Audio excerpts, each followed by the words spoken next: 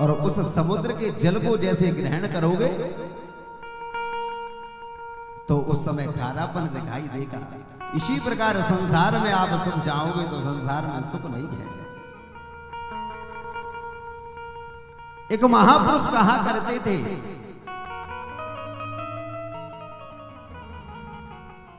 कि गर्मी का टाइम था, एक मित्र के घर दूसरा मित्र आया हुआ है। एक मित्र के घर दूसरा मित्र आया और क्या हुआ है कि एक मित्र के घर आया है। उस समय आम का बड़ा सीजन चल रहा था। आम का सीजन चल रहा है तो अपने पुत्र से कहा कि भैया, हे बेटे, आज हमारे घर में रिश्तेदार आए हैं, तू आम लेकर के आ। इधर देखिए मेरी तरफ। तो क्या हुआ, उस बालक आम लेकर के आया है और उस पिता ने कहा है इन आमों को जाकर के जल में डाल दो, ये शीतल हो जाएंगे, ठंडे हो जाएंगे।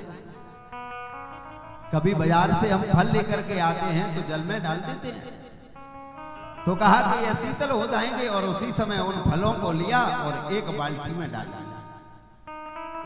1 घंटा व्यतीत हो गया है प्यारे। सजग और समझदार श्रोता बैठे हुए हैं, ध्यान दीजिए। उस पिता ने उस बालक से कहा है कि उन फलों को लेकर के आइए।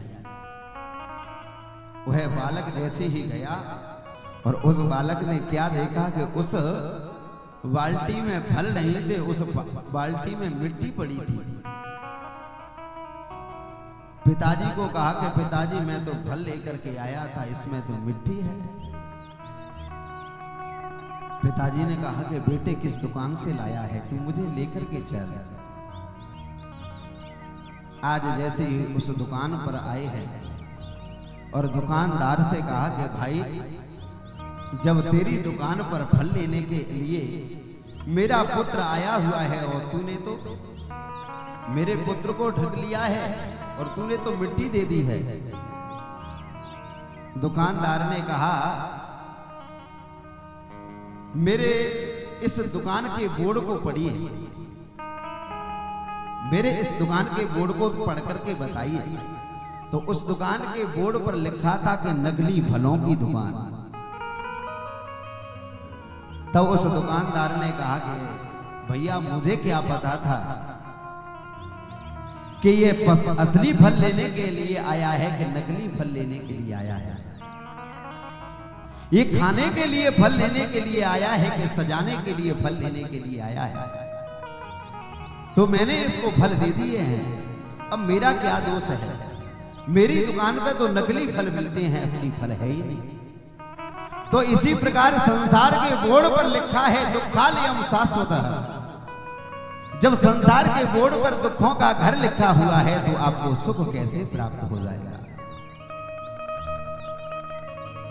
जैसे आप हलवाई की दुकान पर आप रामचरितमानस की किताब लेने के लिए जाओगे तो रामचरितमानस की किताब नहीं मिलेगी, वहां आपको खाने के लिए सुंदर पकवान मिलेंगे।